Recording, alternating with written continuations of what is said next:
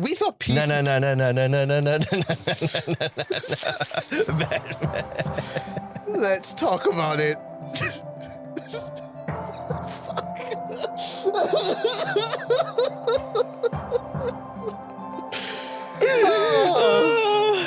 Okay, 3, 2, 1. Hello there, Clapperheads, and welcome to a brand new edition of ClapperTalks. I'm Nick Dorian. And I'm Kelvin Tay. And despite what we heard in the cold open, we're not talking about Batman, but we're talking about something Batman adjacent. The latest DC series, The Penguin. Look at this. What that madman did.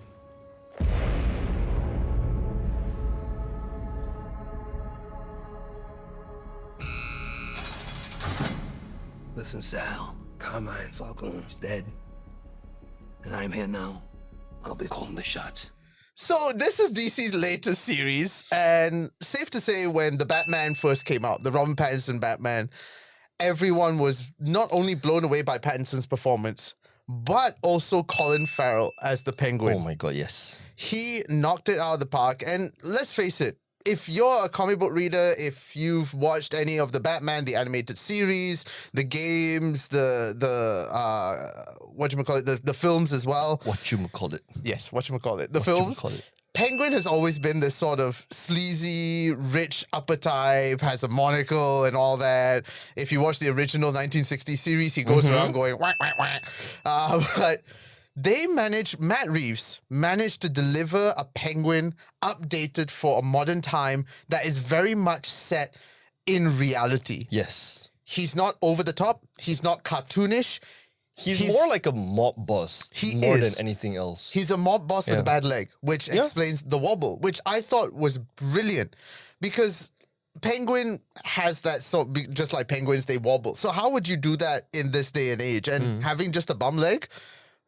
Brilliant. Something so small but works so effectively. And you can see him actually waddling throughout the whole series. Yes. And you can see that brace on his leg as well, which gives him that wobble. Even when he was younger, which was this big day before that. Yes. Spoiler free or spoiler filled?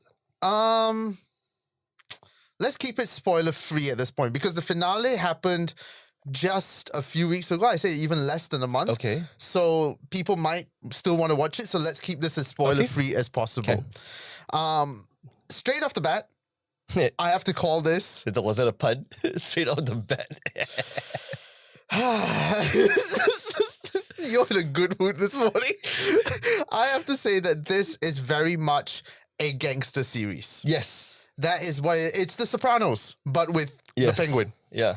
Because as I was watching it, I realized more and more, this is really a mafia story. It's not a mafia story, yeah. It's not a superhero story. It's not sort of outlandish. I just want to preface it first. It is a bit spoilery, but I'm just going to spoil this part because I went in thinking that this is a prequel to the Batman film that we had, right? The Pattinson's Batman in 2022. Yes. Right? I thought it was a prequel. How the Penguin actually came about, but it's not. It's set right after. Yes, the film after itself. the events of the Batman. The spoiler I'm going to throw out here is again spoiler alert. Just this one small part.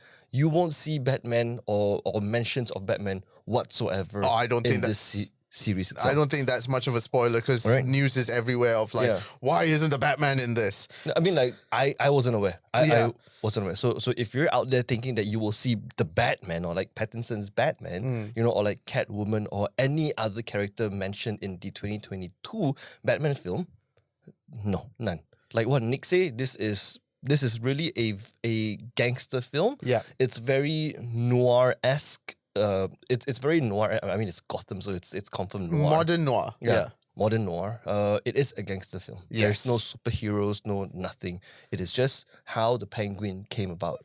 And I will keep saying this, it is so much set in reality. Like, there's no outlandish, cartoonish elements to this. It is really just a straight up gangster series. Yep. And if you were to strip off the name Gotham City in this series itself, I wouldn't have known this was set in the Batman universe. Yeah, it could be set in New York, in the Bronx, or Manhattan, or stuff like that. Yeah. Yes. So Colin Farrell, let's just put it out there, is an amazing actor.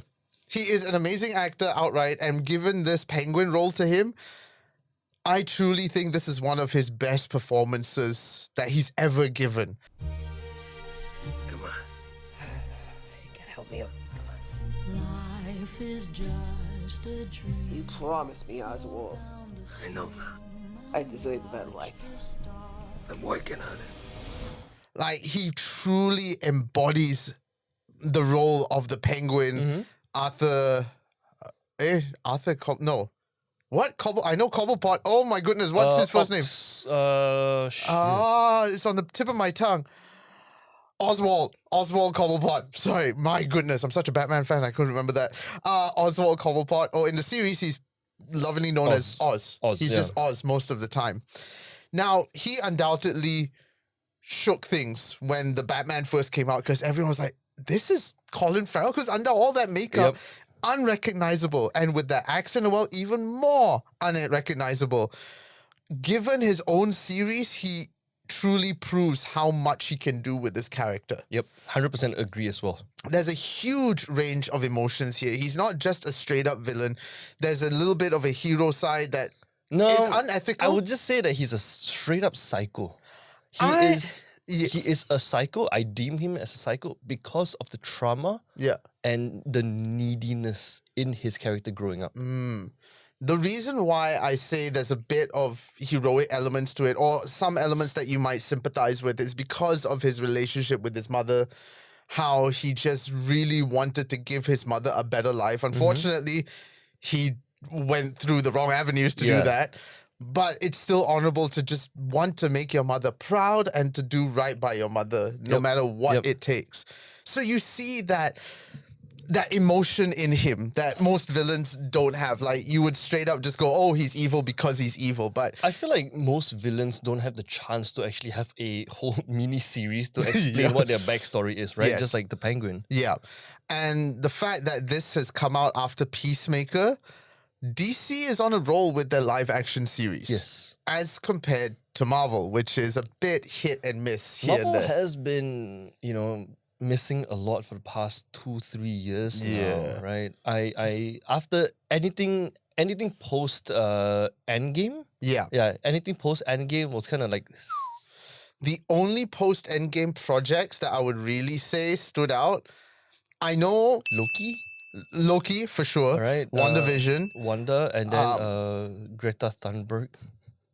The purple witch, I forgot her name. Oh, Agatha? Yeah, that's what I said. Soggy-do. Yeah. And also, I know this is an unpopular opinion. I still really like Moon Knight. I really liked Oscar Isaac as Moon Knight. I like Oscar Isaac. I didn't like Moonlight as a character. Okay. Yeah. But anyway, we're not talking about that. We're talking about this. So after Peacemaker, they've got this.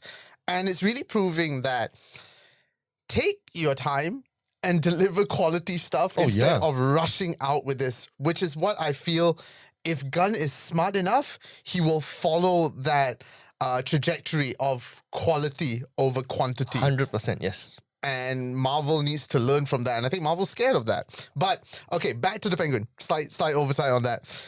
The other actress that I want to point out is Christine Milioti. Yeah. Oh, my goodness. That's how he met your mother. Yeah. All she's missing here in the film is like a yellow umbrella, that's all. But I'm sorry, but I'll stop. God, what is this episode turning into with your jokes this morning? But Christine Milioti, honestly, this role has proven how amazing of a dramatic actress she is. Like, she's always been seen as sort of a comedic actress because, of course, How I Met Your Mother and stuff like that. I just want to throw it out there. You don't see her much on screen. No. You just don't see her much. Like, besides How I Met Your Mother, Wolf of Wall Street, one episode of the Black Mirror thing, you don't hear much about them because whenever people talk about Christine Milioti, you think about How I Met Your Mother, right? It took them, like, God knows, 10 seasons just to meet the mom, right? And then she's just there with the yellow umbrella and then she dies, right? Yeah. Right. Spoilers. Yeah. If that's you haven't all, met How I Met Your Mother. Yeah. If you haven't watched it, that's your problem. I just want to put it out there. That's your problem, right?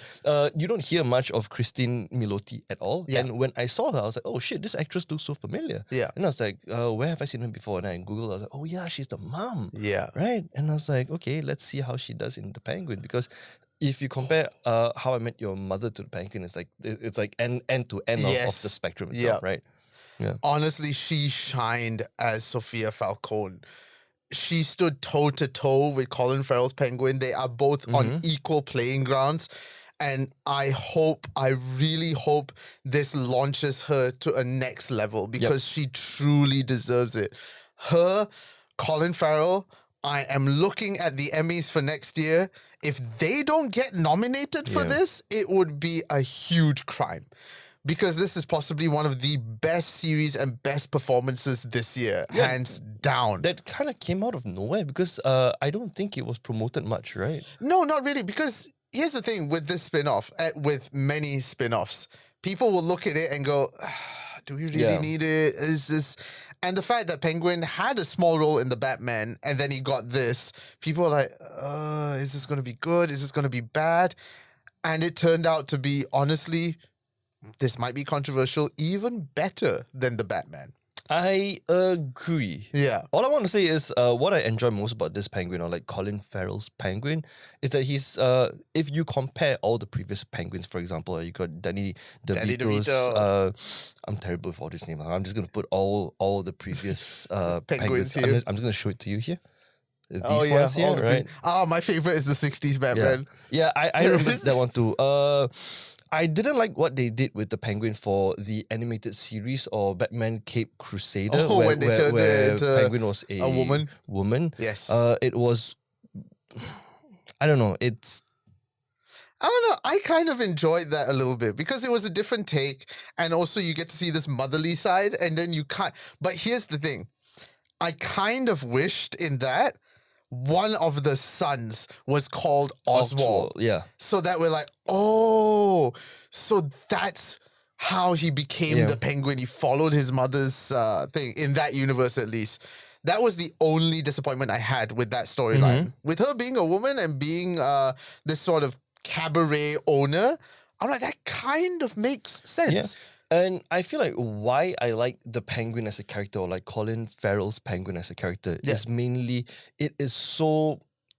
What's the word for it, Nick? It is so real. Yes. They don't have to put on like a penguin costume. They don't have to act like a penguin character. He is just a gangster that has a lame leg. Yeah. And he just wobbles, and he has the nickname the Penguin. And he doesn't call himself the Penguin. That's the thing. He hates the term penguin. That, I think, if I'm not mistaken, the first time that the Penguin was being used was when Sophia hired that private investigator, and he was like, it's the Penguin, that penguin freak. Like, and I'm like, that is honestly so smart. What's the word for it? It's used as a device. Derogatory term. Derogatory term. Yes. Yeah, right. It's like saying that he's a R-word. Yeah, example, yeah.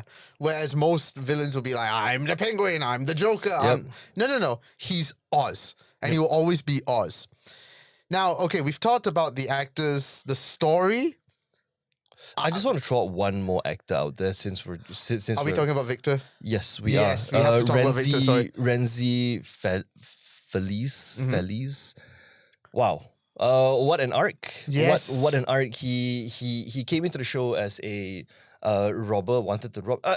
Side note, I just want to say how PC is this? How funny it is that the Penguin is driving a Maserati with the trident. Yeah. If you realize that, it's so, and it's purple as well, which is it's his purple colours. as well. Yeah, right. So Victor, or Renzi's character, was a petty thief, wanted to steal wheels off of Penguin's car, and then Penguin was, what the hell are you doing?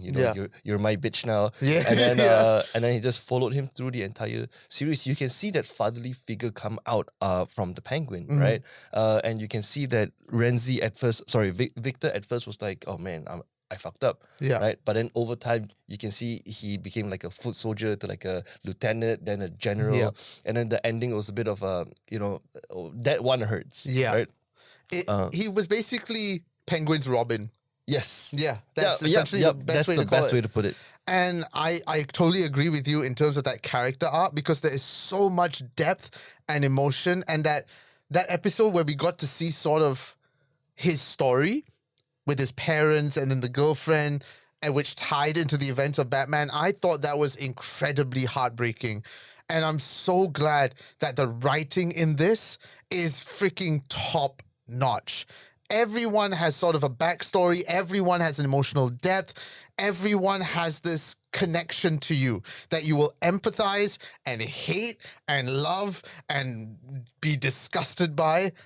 That's why I can't fault this for anything. This is a perfect series. That's what it is. I cannot fault this series for anything. From start to finish, it was an enjoyable, intense, heartbreaking, emotional ride.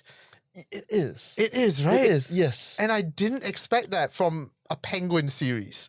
Like, I never thought we would get a Penguin series in the first place, let alone this Penguin. Of all the Batman villains that we know of, the Penguin wasn't one that I was expecting at all. Yeah. Right? Catwoman, maybe, Poison Ivy, maybe. The Joker. The Joker, yeah, maybe. I mean, we got But that if with... Mr. Freeze, maybe.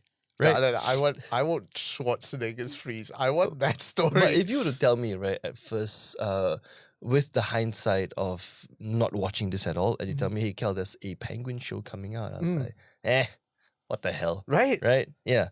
So I say... but after watching this, I was like, this is something that I would highly, highly, highly recommend. Yeah. It's bingeable. It's fantastic. Storyline, characters, acting, directing, the scene, what is it called? The set? Yeah. Yeah, the set design.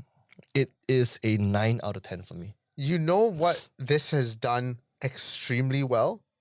Catering to not only comic book fans, but non-comic book fans at the same time.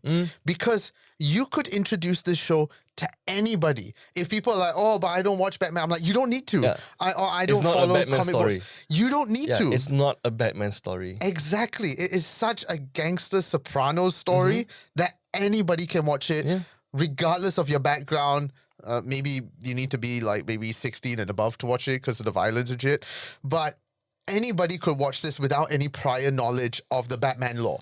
I 100% agree. And I honestly hope we get more series like this. Like, I know Penguin is going to appear in Batman 2. Colin Farrell has already said that. But now this is, if I'm not mistaken, Matt Reeves said this kind of has opened the door of possibly doing more series like this. Yep. And coming back to your comment about why Batman wasn't in it, Matt Reeves did say that the Batman was from Bruce's point of view. And he wanted to do something that was from another character's point of view. What would their story be if, say, the Riddler, it was from the view of the Riddler or the view from Penguin or whatnot? I forgot about Riddler. So I'm like, give us more. I really want more. For the audiences and your co-hosts, just a refresher, who is Matt Reeves? Matt Reeves is the director of the Batman. Okay. Yes. Okay. He's the director. Pattinson's Batman. Pattinson's Batman. I'm not too sure whether he directed this or I think he executive produced the series. He didn't direct it. But Matt Reeves, I want more of his Batman right now. If Gunn is smart enough, and I think he is, he'll let Matt Reeves just handle the Batman stuff and he'll handle the rest. Yeah. Because he's on a roll. I want to see a Riddler series. I want to see a Joker series, which is now, the Joker one is in talks. Okay. It's reported that they're going to do Barry Keoghan's Joker, and I would love that. I also want to add on one thing that I feel like we kind of missed out on because we mentioned this is a gangster film, right? Yeah. I want to add on how much depth and lore and character they added into not only the Maroni, but also the Falcone family. Yes. Because in every Batman film from, I was about to say Chris Hansen.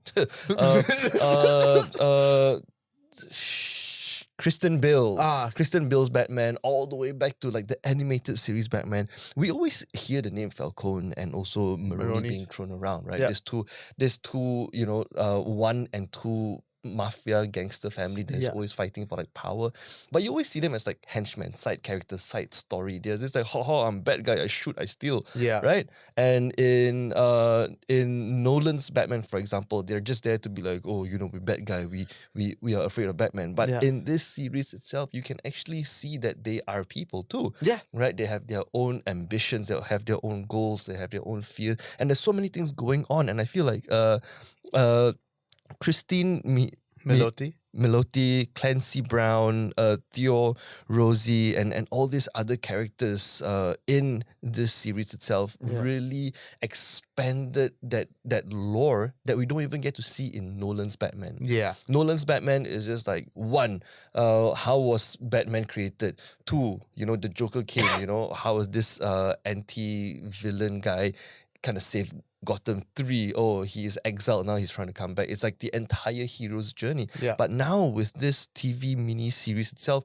it gives you more background, more lore, more time to be invested into, or transition from a non-comic book person to a comic book person. Yes. Because if I was to watch this and I go to watch the Batman, I'll be like, shit. Yeah. It makes sense now. Yeah.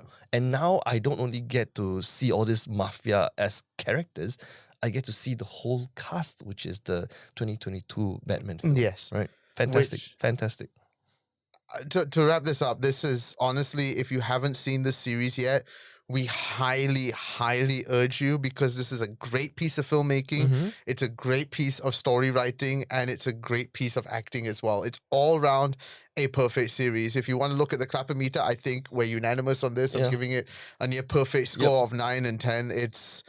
It's unbelievable what they did with it and how they did it so well. And also Colin Farrell, hands down. Like this was hands down. Although there is a side note, Clancy Brown, who played Maroni, the Chief Maroni, essentially. Clancy Brown, Salvatore Maroni. There was kind of a moment where I was like, when he's bashing up stuff or when he's counting the money and seeing the money, I just wanted him to do money. Because I was like, I can hear the voice. I can hear Mr. Krabs a little bit here and there. Okay. Especially when he gets angry and I'm like, money. I sometimes forget that he's Mr. Krabs. I just want to throw that out there, right? Since we're on the topic of not only Batman, Penguin, but Colin Farrell itself. Yes. I want to just throw out 2 films, 2 of my favorite Colin Farrell films that he's kind of like a supporting character or even a main character. Yeah. Then the first one is my first encounter with his acting, which is a film called Prague. Okay, Prague was one of my favorite Colin Farrell films of all time. Yeah. And the second one is a clip that you probably have seen on TikTok, Instagram Reels, or even YouTube Shorts. Yeah. It's called The Gentleman. Oh, for Hawk. Right. These are 2 of my favorite Colin Farrell films or films that he has appeared in. Yeah. And I felt like you can see how he went from those characters to the Penguin, and it will help you appreciate him as an actor so much more, man. And also, my 2 favorites, they're very avant-garde, and if you haven't seen it, I highly suggest you do as well. In Bruges. Okay. And The Banshees of Inisherin. Yeah, I was just about to say The Banshees of Inisherin. Him and Donald Gleeson. Donald Gleeson is the son. Father Gleeson. Can't remember his name. Colm Dorothy. No. What's the actor's name? Brendan Gleeson. Yeah, Donald Gleeson is the son. The one in Star Wars and stuff. You need subtitles if you can't understand the heavy Irish accent. They were both in Prague also. Yeah. I love them both so much, man. That's why I say you gotta watch these films, even though they might be very heavy on the Irish accent. Put on subtitles, but you'll be rewarded with a damn good story, especially Banshees of Inisherin. I love that film so much. Okay. So do yourself a favor, go and watch The Penguin now. It's on HBO Max, which we now have in Malaysia. Yay! Woo-hoo. We used to have HBO Go, but now we have Max. So it's all there, all 8 episodes. Go and see it. You won't be disappointed. And let us know what you thought in the comments below.